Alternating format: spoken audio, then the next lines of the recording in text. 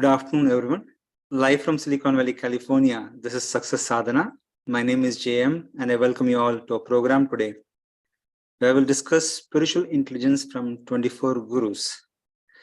As some of you may know, Vaish, he's on a 3-week trip to Europe for a spiritual trip, a tour. He is visiting several parts of United Kingdom, Italy, and other places. But he has encouraged us to continue to meet and keep the transcendental vibration going. So thank you, Shweka, for joining. Thank you, Raj, for joining. And thanks everyone who has joined us online on Facebook and other social media channels. So as Raj, I was just saying that Vaish is on a 3-week trip, but we'll continue to meet and discuss some of the things that he has discussed previously and keep the transcendental vibration going. So with that, let's get started. We'll do a short breathing exercise so that we can get centered. And then we'll continue with reviewing some of the slides. Okay, so please sit a little straighter than you were a moment ago. And close your eyes. And start taking deep breaths, deeper than normal. And as you take that deep breath in and deep breath out, focus on your breath.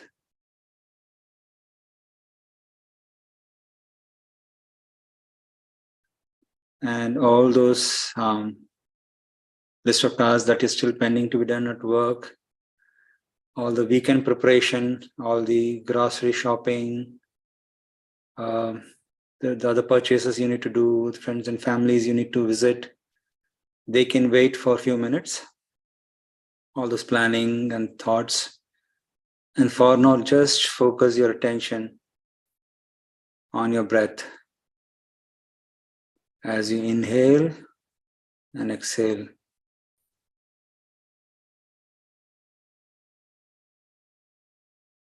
And let's be grateful that we have this opportunity today to come together and help to refine our consciousness.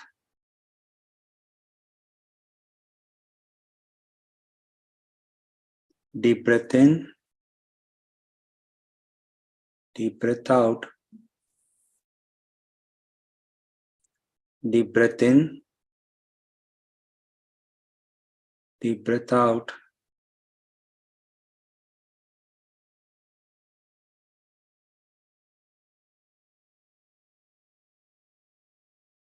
And now, let's turn our attention, turn our focus to relax the whole body. A short body scan, starting with our feet. Let's turn our attention to our feet, our most important asset, our attention. Let's turn that to our feet and ask the feet to relax.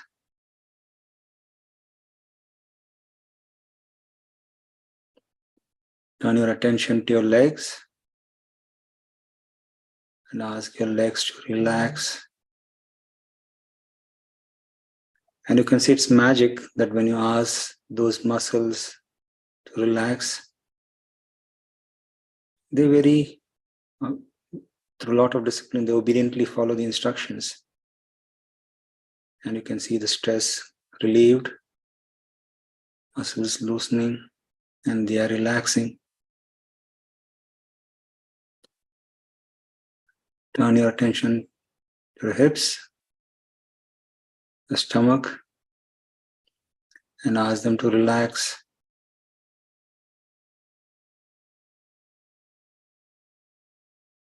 Keep taking deep breaths in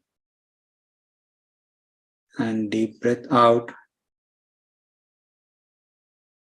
Turn your attention to your hand, your fingers, your palm, your wrist,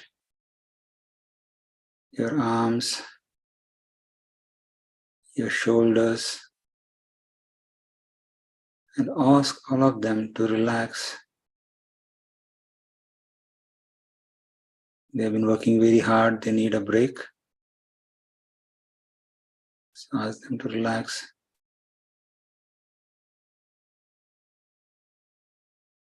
Turn your attention to your chest, your neck, your shoulders,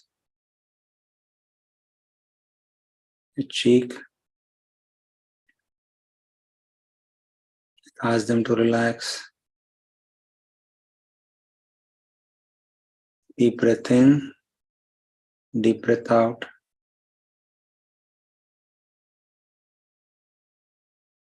Turn your attention now to your eyes, eyebrows, your forehead, your head. Ask all of them to relax. Relax those muscles. Feel the tension evaporating, and keep the deep breaths going. Deep breath in, deep breath out.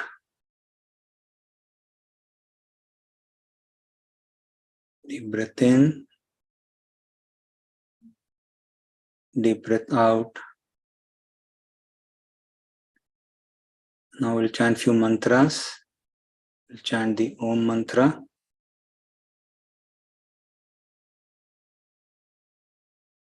You can repeat with me.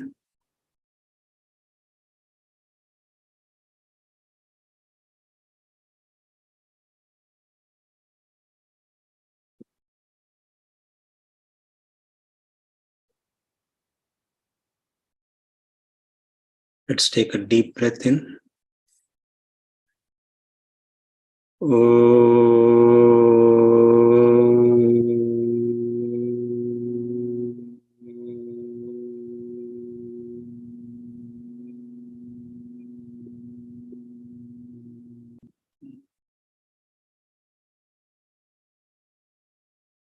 Deep breath in.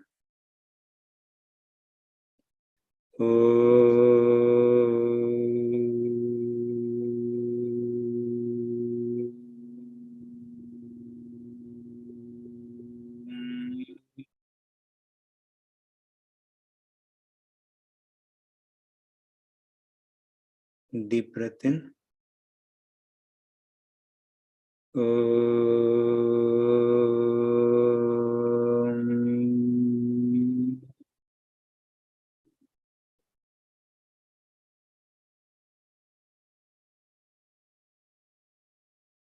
Deep breath in.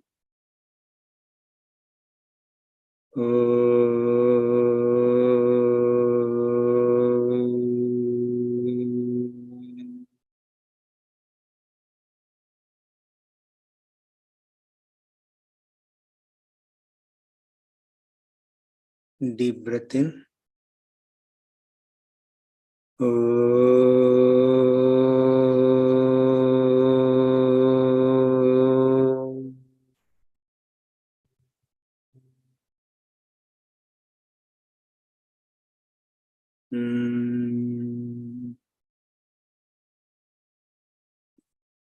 Deep breath in.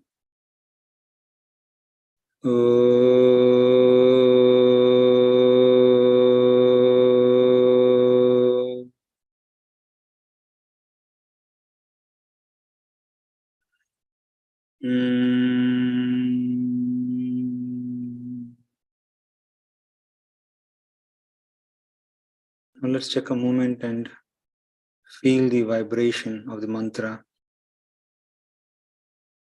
The face, the heart region. Let it nurture our inner consciousness.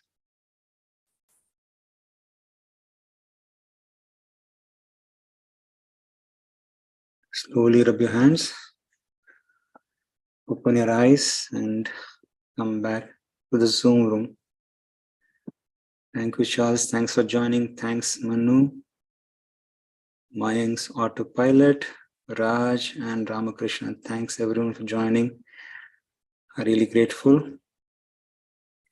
So, as I was saying at the beginning of the program, Vaish, he's on a 3-week trip to Europe. But he has encouraged us to meet. So thank you for meeting, coming together so that we can keep the transcendental vibration going.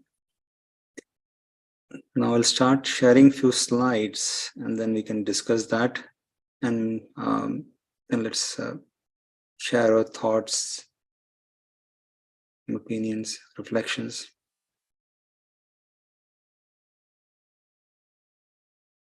Please let me know if you are able to see the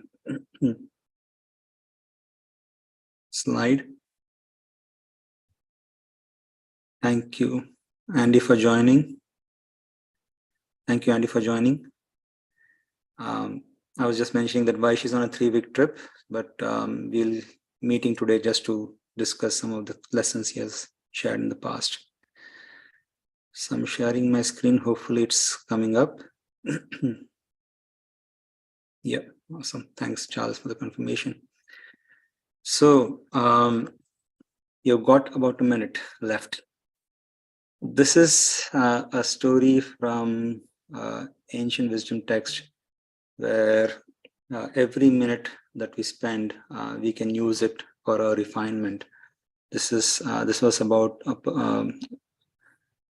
a warrior, Katwanga, who was engaged in several battles. And after one of them, he asked, okay, how much more time have been left for me to give up this body? And a response came, about a minute. He immediately centered himself and started focusing on his inner self so that he can be in a purer state of consciousness as he leaves the body. So we have few minutes here today amongst us, and we can spend those minutes focusing on consciousness and refining and making sure we upgrade them in our company of each other. Another one is from Chanakya Pandit. He said, the most valuable asset any person has is time, and it's more valuable than several coins of gold, he said. So even if you waste a second, you can give millions of gold coins, but you won't be able to get those seconds back. So every second that we have, we can use it for our spiritual upliftment and refining our consciousness. So that's what we are going to do today. Discuss some lessons and refine our consciousness. And this word refine is more encouraging. Like it's because we are not our gross bodies, which is made up of the 5 gross elements. We are more subtler than them, even subtler than the subtle body that we have, which is mind, intelligence, and ego. We are even subtler than that. So we have the opportunity as part of this lifetime to be able to understand, do the right inquiry, and gain the knowledge so that we can refine and upgrade our consciousness to become more spiritual, so that we can elevate ourselves out of this material plane and be on a spiritual plane. So as Vaish says several times, like this body is considered to be a kshetra or a field, and we are knower of the field, which is kshetragya. That is, we should not confuse ourselves to be body and then get entangled in all the bodily relationship, but considering that we are spirit or consciousness, which is separate from the body, we should witness all the actions the body performs without any attachment, so that we don't get attached and entangled, and rather use this opportunity to purify ourselves. So in that, as if things happen around us, both good and bad, we should use the intelligence that is given to us. Along with this body, we are given mind, intelligence, and ego. So we should use the intelligence that is given to us, and we should deliberate on it, use the spiritual knowledge that we acquire to see good in everything. What is the lesson in everything that's happening to me? All the good as well as bad. It's very similar to how if you've gone to, let's say, a hospital or even a gym, where the doctor is maybe giving us injections, which is painful, or asking us to take very bitter medicine, or in a gym, a trainer, a coach that we have, he's asking us to do lots of sit-ups, push-ups, which is very tiring, very exhausting, very difficult. But we know all through all those steps, all those actions which are being taken, even though they look painful, or they look very crude or very difficult, in the end, it's for our refinements of our betterment, where at the end of it, we'll be cured of the disease. At the end of it, we'll become more stronger and healthier and better. So like that, every action which happens in this world, we should see that there is a benevolent hand, Supreme's hand, which is there in every situation, which is gently encouraging us to become a better version of ourselves, and make progress spiritually. Towards that, Vash had created a short video, which is a very beautiful video, where he shared one of his incident which happened in his life, which made him inquire and wonder how we take all the reversal which happen in our life. So I'm sharing this. Hopefully, did I share sound? I think I shared sound. Hopefully you are able to hear the sound. If not, please let me know. We will watch this beautiful video and then maybe share it with. Is the world working against you? Watch this.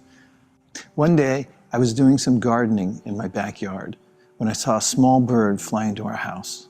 Wild birds do not belong in houses. I immediately went in to free him. I started in the kitchen, which is in the back of our house. I opened all the windows, but they made a rattling sound. So instead of going out, the little bird flew into the next room with fear in his eyes. I felt so bad that he was scared. He was so small and vulnerable. I must have looked like a huge giant, even though my only motive was to save him. This went on and on, from room to room. I'd open all the windows in each room, and he'd flee in panic to the next room. I finally got him all the way back to the kitchen where we'd started by coaxing him in a soft voice and closing the doors behind me. Now, with his two shiny little eyes, he showed complete terror. And if birds could cry, he would have had tears streaming down his face. At last, noticing an open window, he flew out. But before he went, he looked at me one last time as if to say, "You tried your best to kill me, but I escaped your reign of terror." After he was gone, I sat down at the kitchen table and thought about what had just happened. I'm just like that little bird. Someone above me is constantly making arrangements to free me too. But in ignorance, I have no gratitude. In fact, I take all such opportunities that come to me as punishments or misfortune rather than an invitation to improve myself. Have you ever felt that the world's against you? Even though it's easy for us to feel like this, according to the Srimad Bhagavatam, an ancient book of wisdom, everything that happens to us in our lives is meant for our ultimate good. Wouldn't we act differently if we knew that all of our so-called problems are there to help us?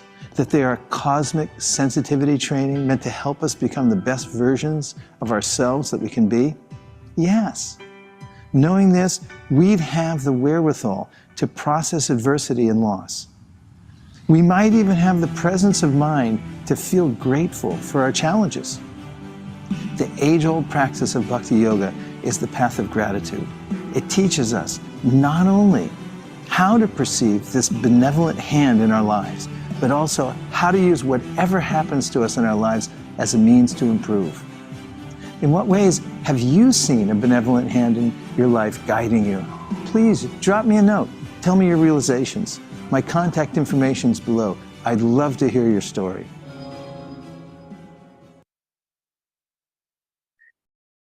That was a sweet little story, and always reminded how several reversals and things have happened, which make me contemplate on the story. Actually, like just I think a couple of weeks ago, I was with my daughter, and I was just helping her in trying to do some. I think it was computer science course. So she was trying to do some debugging of an issue. So I asked her to follow the traditional manual debug process where you write down, for every steps what the computer would do, which is you need to write step by step. It's a lot more work instead of doing it in your head, because sometimes in head you may miss something, but if you're writing, you can follow. So when I say that, her first reaction was, why? Because I've already done that, kind of. So I said, I can't tell you now, because if you go through this process, I want you to come to a stage where, I had to say, you just have to follow what I'm saying, and you'll realize why I'm asking you to do what I'm asking you to do this. So she's followed the process, and after going through a few loops, she came to a place where she found what was the error she made. And I said, this is where I wanted you to, where I wanted you to figure out the error by yourself, so that next time this you'll remember much more than me telling you directly, because if I just tell you, you'll forget it very easily. But if you realize that, if you come to it on your own, it'll be very profound and you remember that. And that's how I was taught. So I thanked her for bearing with me and going through the process and coming to a state where she found the mistake herself. So same way, like how Vaish said, like when he was trying to help the bird to get out of the house, whereas the bird was afraid that it's Vaish was trying to harm the bird.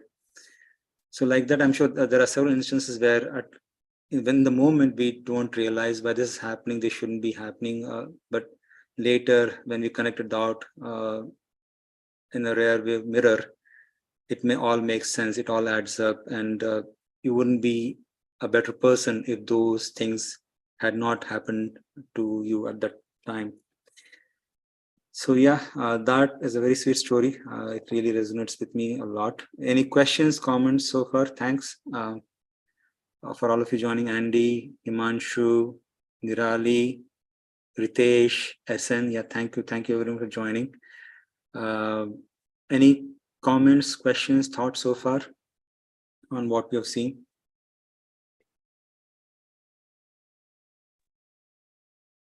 Sorry, I joined late. So you said something about, what was the process you said to follow? No, it is just I was I was telling a story about how I was helping my daughter out in her computer lesson, but in general the observation which was said by Vaish is, like, when things happen in the moment, we don't understand why this is happening, but everything which happens to us, both the good and bad, is actually for our ultimate refinement. It's for us to make us better version of ourselves, which we can only see 2020 in future, but in the moment we won't. So I was just pointing to that. Yeah. Okay. Yeah. Okay, so let's get started, and let's see a few more slides. Hopefully you can see the slide.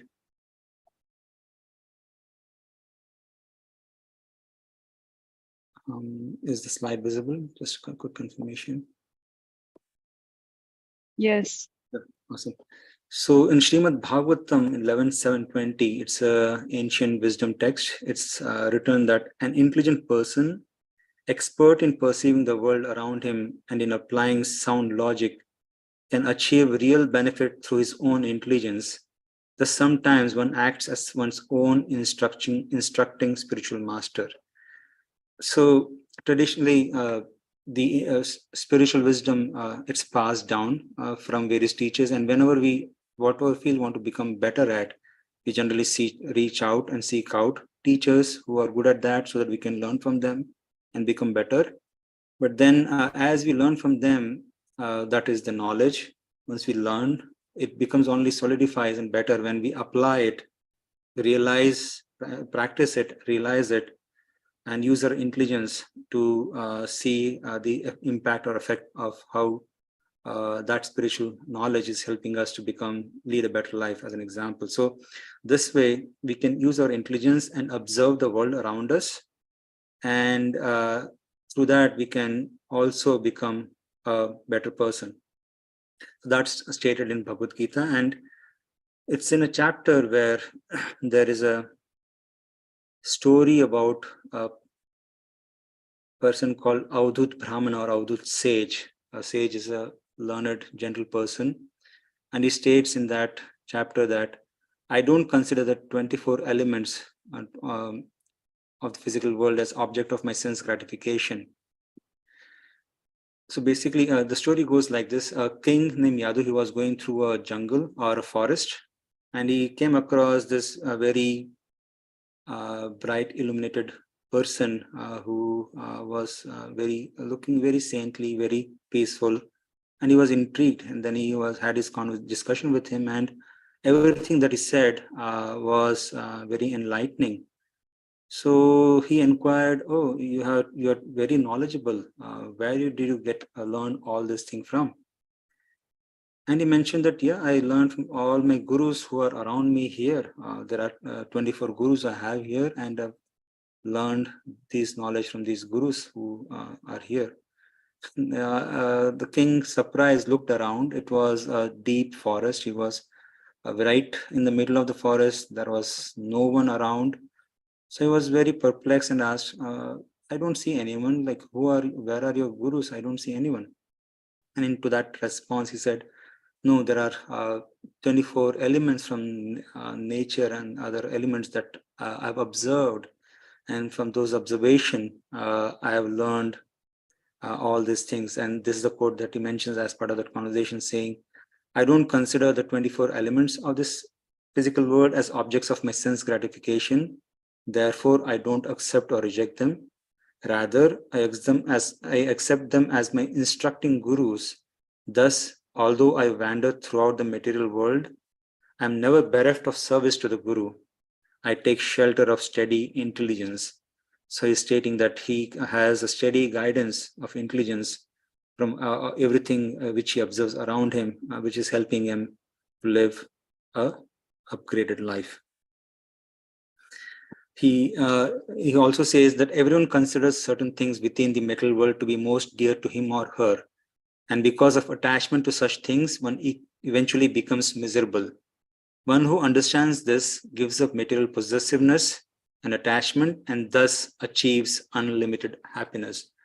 One of the meaning of Avadhuta means not attached. So he saw several things around him, but he was not attached to those things, and hence, without attachment, he was able to observe them in a detached way and learn from it systematically.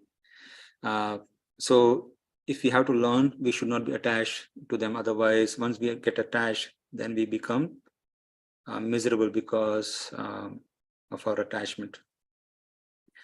So Avadhuta Brahman, he goes later in the chapter, he goes around and shares his lesson from all the 24 gurus that he has learned from, and they are categorized into 6 broad categories, including 5 gross elements, the different astral bodies. The 5 gross elements include earth, water, fire, air, and ether.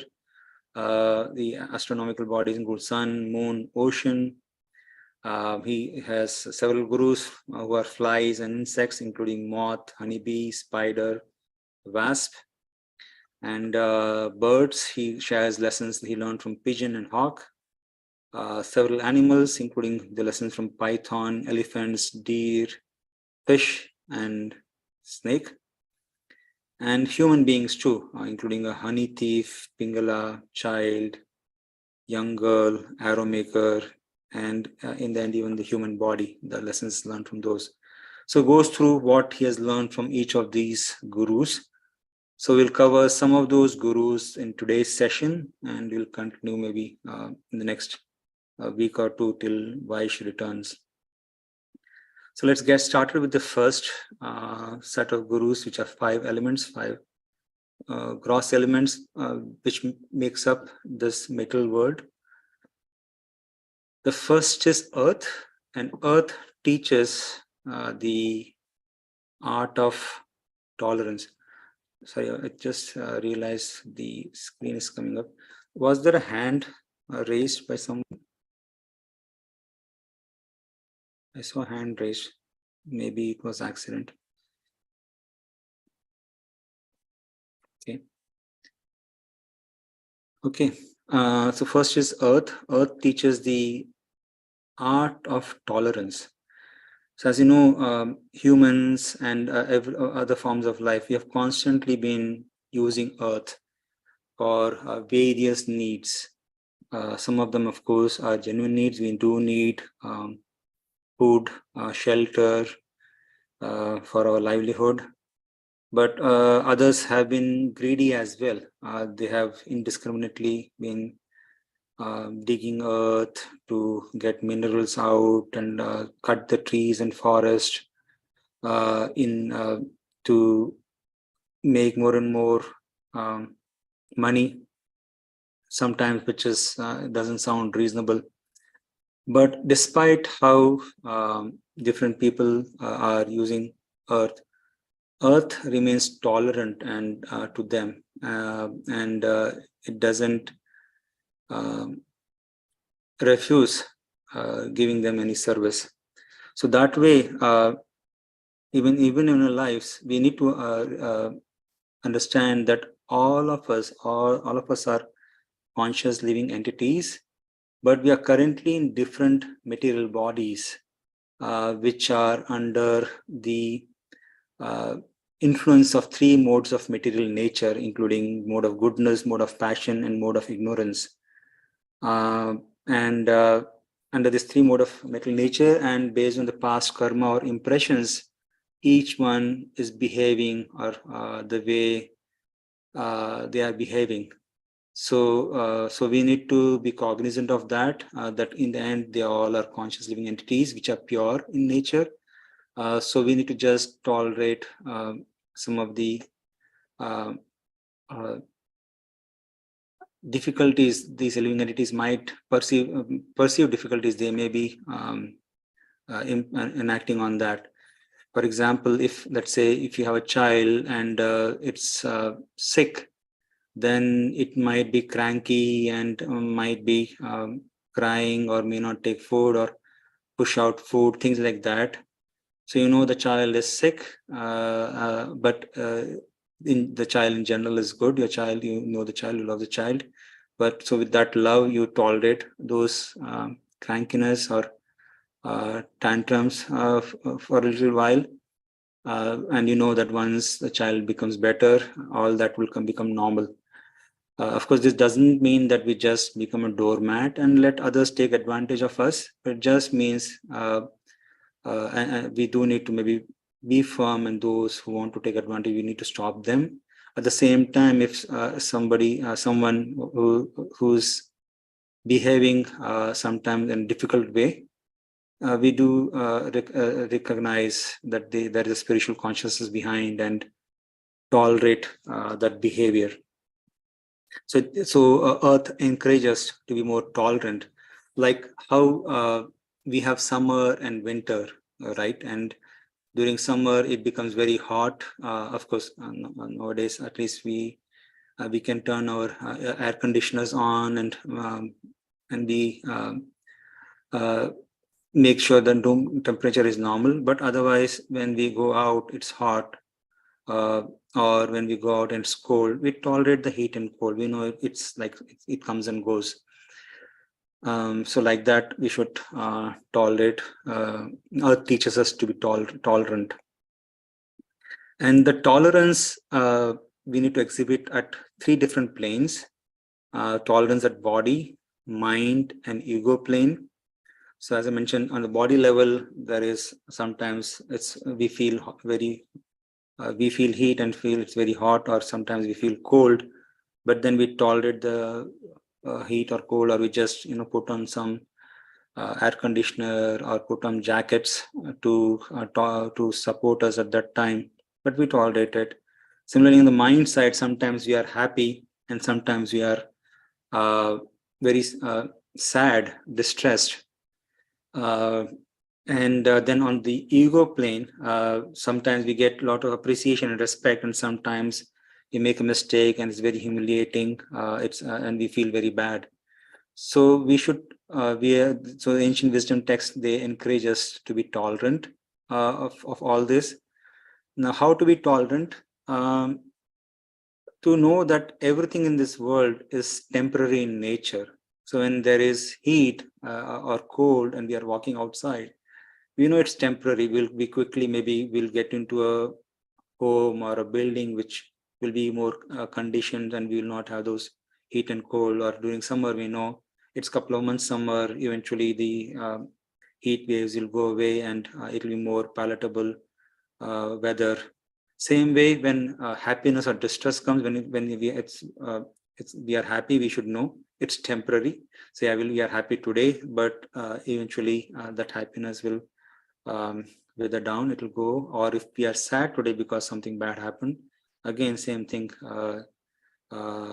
it will go away soon. It's temporary in nature. And respect and humiliation. So once we understand that nature of all of these are temporary in nature, they will, when the going gets tough, the tough gets going, as they say, they will all go away. So that gives us the strength to bear the difficulties which are posed by different actions at body, mind, and ego level. So next, Mahatma Gandhi also said, hate the sin, not the sinner. So yeah, definitely sinner is pure consciousness, but he's committing sin. So let's hate it, make sure we don't encourage it, we ourselves don't do it, but not the sinner. So there are a couple of more sub-gurus within earth, which is mentioned by Avadhuta Brahman, which includes mountains and trees. Mountains, they teach us art of dedication, how mountains are always dedicated to be at service of others. Mountains, they have lots of trees, they give shelter to several animals who can feed on those trees.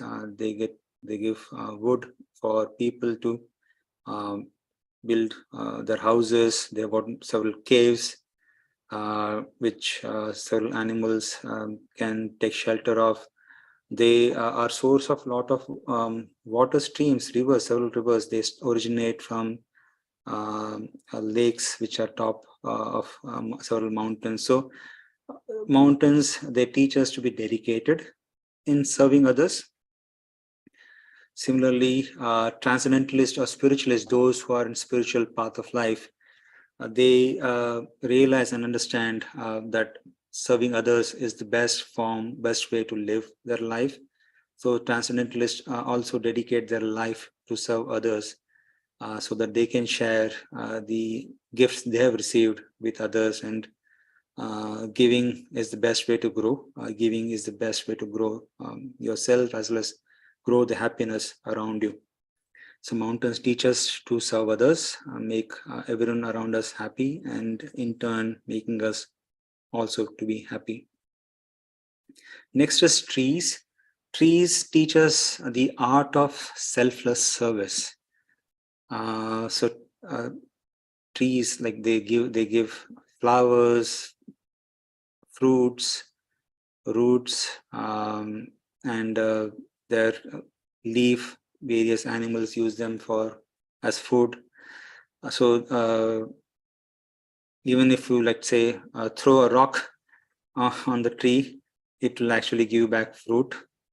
So it always sees attempt to serve others. It is huge trees. They give shelter to when you there is a very hot sun burning outside. You can get under a shadow of tree to get some breather. shelter to several little insects and animals around it. And even if somebody cuts the tree, actually tree makes it available as firewood or material to build homes and houses. So like that, and not to say that trees, because of them, they help with the water cycle, helping form the clouds and the rain, etc. So, and all this is done with utmost tolerance, without any expectation. A tree doesn't expect those who are giving it fruits that they'll do something in return. So tree teaches us act of selfless service, so we can be motivated and to the extent possible serve others in this way. So that was the teaching from the first teacher, which Avadut Brahman said, earth, mountain and tree, teaching us the art of tolerance, art of dedication and service, selfless service to others. Any thoughts, questions, comments on the lessons from the first Guru?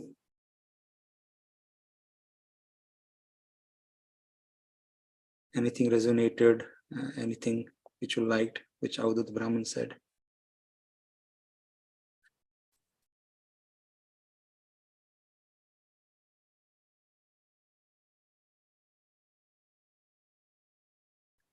No? Okay. Let's continue with the teachings from other gurus. Next is from air, is the second guru, which Avadut Brahman or sage mentions. Air, he says, it teaches the art of detachment. Air is everywhere. It flies in the sky, in the land, over the sea, in buildings, in mountains. It goes everywhere, but it's not attached to anywhere. That is, it doesn't say, oh, this is my home, so I'm going to live in this home from now on. It doesn't, find a place for itself and stays there. It doesn't do that. It just will move out of the home or out of the cave or wherever it is. It keeps moving. It's not attached to anything. Likewise, spiritualists also are not attached to anything as they are making progress, because they understand everything is temporary. Their body is temporary. Everything they've accumulated in the life, they're all temporary in nature. So given it's all temporary, they're not attached to it. As an example is given, like if you, let's say you are on a trip, a business tour maybe, and you go to a hotel and you check into your room, and in that room you see a small patch, maybe there is a little paint has come off the wall. Now you won't go buy paint and brush and everything, come and paint and fix that wall, because you have just come in for a day or two's business trip. You are going to leave it anyway, so it doesn't matter. You are there temporarily, so it doesn't bother you that there is a small patch of paint which doesn't look right, or maybe the table has some something broken, things like that. Likewise, spiritualists, given everything is temporary in nature, they are not attached to it, and they live to serve others, knowing that everything is temporary in nature. Second is wind carries things but is not attached to those things. As an example, wind, when it goes through waterfall, it carries the moisture from the waterfall, and then it carries it. So if you are around the waterfall or any stream, you will see cool breeze coming because the wind has went and carried that water molecules. But then the wind doesn't think this water molecule belongs to me. It doesn't keep it. It's not attached to it. It just passes it on to whoever needs it and moves on. Similarly, if the wind goes through a nice fragrant garden, it carries the fragrance, the sweet fragrance, and whoever can smell, they see the nice smell coming from the garden. But wind is not attached to the fragrance. It just passes down and moves on. Or even fire or smoke, it goes through fire. It's very hot. It carries it, but it's not attached to it. It just moves on. So like that, spiritualists also, whatever they carry, they know it's temporary in nature. It just happens to be with them. Like the house that I stay, or the bank balance I have, it just happens to be with me now, but I will have to give it up when I leave my body. With that perspective, we are not attached to them and use them in serving others and refining our consciousness. Wind also teaches fearlessness. For example, wind goes everywhere. It goes on mountain, it goes over the sea. But when it goes on mountain, it's not afraid, that I'm going to fall from mountain. It just keeps blowing. Or if it goes through ocean, it's not afraid because it knows its dharma duty is to just keep flowing. Similarly, just see if there is a slide. No. So similarly, as spiritualists, we understand if our purpose of life is to serve others and utilize what we have in living a life of gratitude and service, then we are not afraid of losing anything because we know we will have to give up everything. So given we're not attached, we know everything is temporary. That gives us the that gives us the fearlessness to say it's not mine anyway. It's going to be taken away. So I'm not afraid if I lose it. So they don't become fearful because of those, by becoming attached to any of those things. So that's the teaching from the second guru, wind or air. I'll take a short look in case anyone would like to maybe share anything they thought, anything they liked in what Avadhuta Brahmana shared so far from earth or wind and air. Any reflection, any questions, any realization that you have which will help us to maybe go a little deeper. And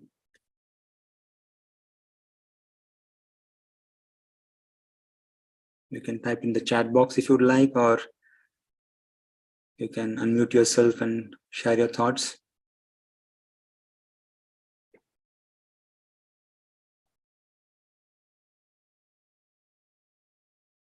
No? Okay, so let's continue the journey of teachings from 24 gurus.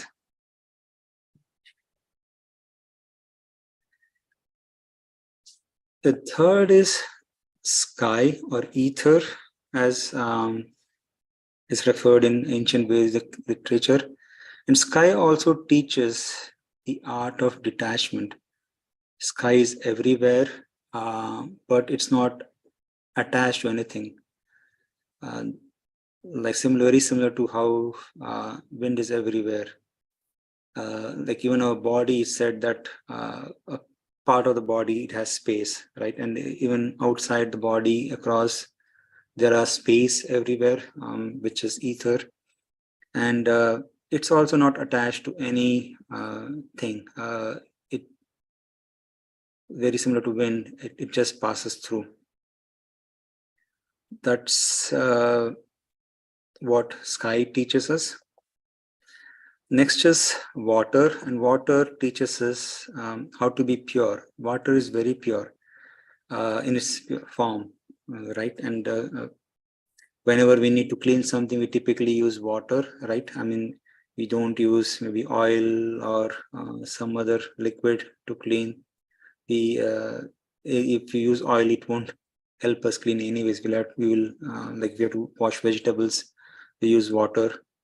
So water helps us, teaches us that to be pure. And similarly, Spiritualists, they are water-like, given they are purer in nature in terms of their consciousness. They're not materially conscious. Given their consciousness is purer, whoever comes in contact with those spiritualists or transcendentalists, they also become purer because of their association. When they share the wisdom and how to lead a fulfilling life, the other people around them, they also benefit and they also upgrade their consciousness. So water teaches us to be pure and share the purity with others and make them pure through our association. Water is very transparent, like you can see through it, you can exactly know what's inside. Likewise, given spiritualists, they have very pure and purer intentions. They are also very transparent. That is, there is, you can feel it. They don't have anything, they are not different from inside and outside. They are same whether inside or outside. And this one as a tongue twister from one of the spiritual teacher I learned this weekend, Gaurang Darshan Prabhu. He mentioned that transcendental teachings of the ancient wisdom are transparently transmitted for our transformation and stop our tribulations.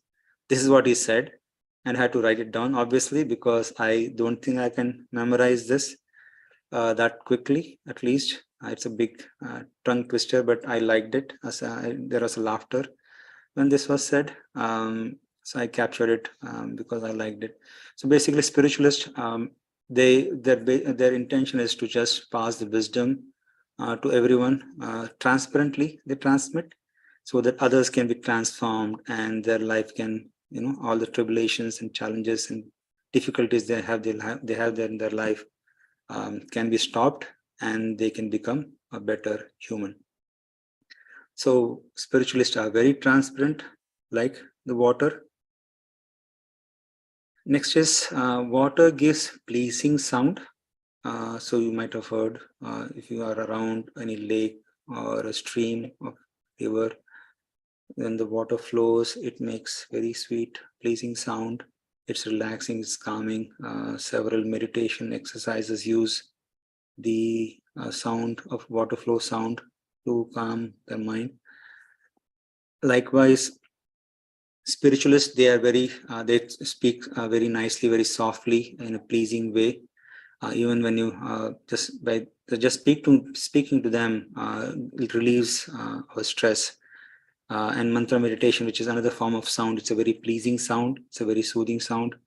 So spiritualists, through their sound, through their speech, make everyone around them relieve their stress and uplift them. That's another lesson that water teaches us. Next one is fire. So I'll take another pause and see in case anything comes about from the four gurus so far: earth, air, ether or sky, and water. Anything that struck your mind or you liked that you want to just maybe play back? Or anyone would like to try the tongue twister maybe?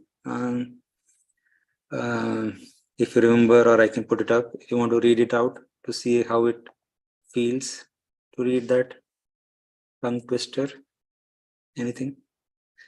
Any interaction? Prabhu, I can try the tongue twister. Sure, thank you. Go ahead. Right. Transcendental teachings of the ancient wisdom are transparently transmitted for our transformation and stop our tribulations. So, did I get it? Yeah, you are spot on. You are much better. Thank you. Thank you, Prabhu. You got it right the first time. Thanks for that, Himanshu. Anything else? Anyone else? Any questions, thoughts, comments, anything that you liked, which struck your mind, which you would like to maybe contemplate or try?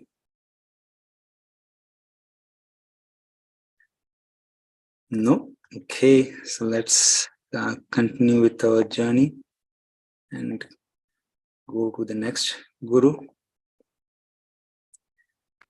The next is fire.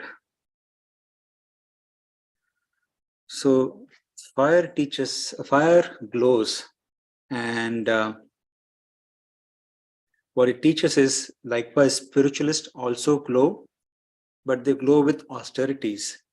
If you see a spiritual person, and if they have been practicing their various different spiritual practice, they will naturally have an aura around them. They will naturally have a glow around them because of what they have practiced.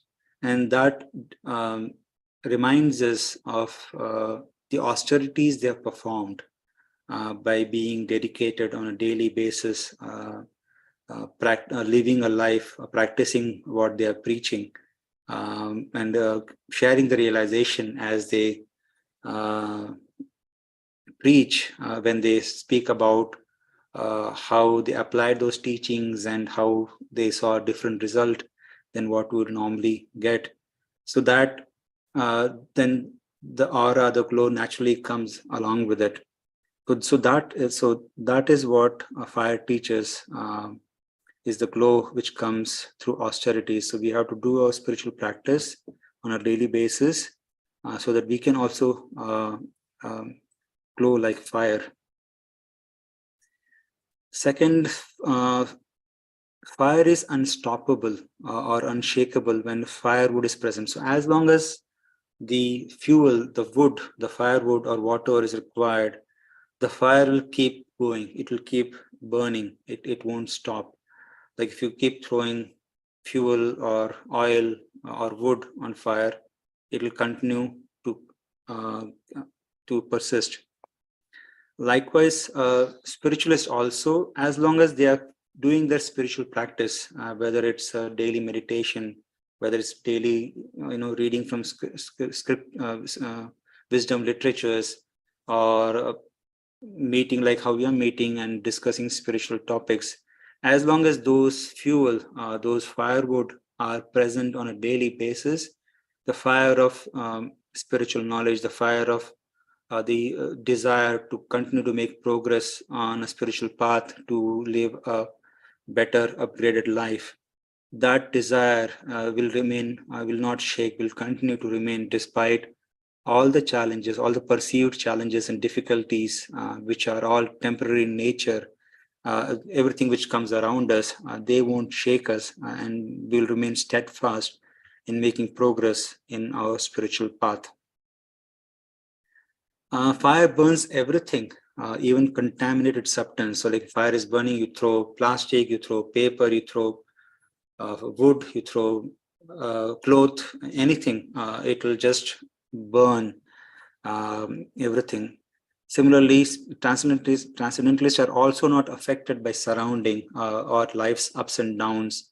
And whatever comes in their way, they will just burn it. That is, they will not let its effect beyond them, and they'll keep making progress.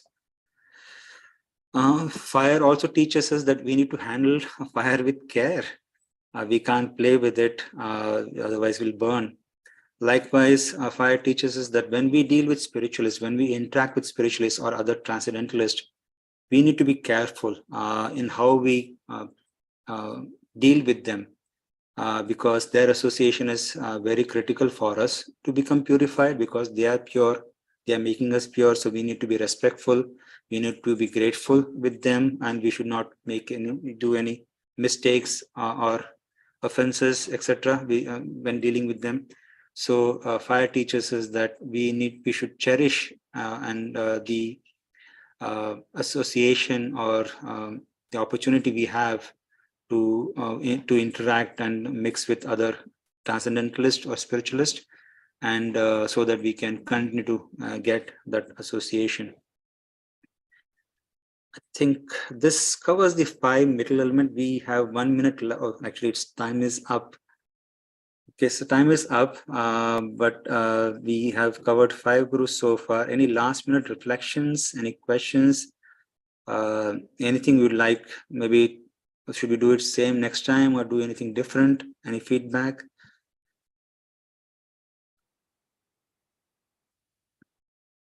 S says nice session. Thank you, JM. Thank you, S. I think S means SN. Charles says thank you, JM. This was great. Thanks, Charles. Yeah, thanks for coming and following up every time. I really like that you encourage me to come.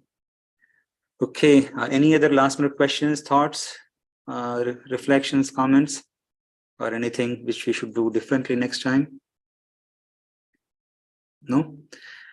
Thank you, everyone. Thanks for joining today. And let's sign off with a big Haribol so that we can keep the transcendental vibration going.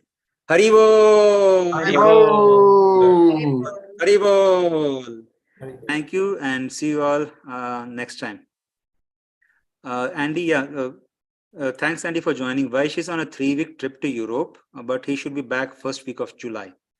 But thank you for joining today. Yeah. Thank you, everyone. Haribol.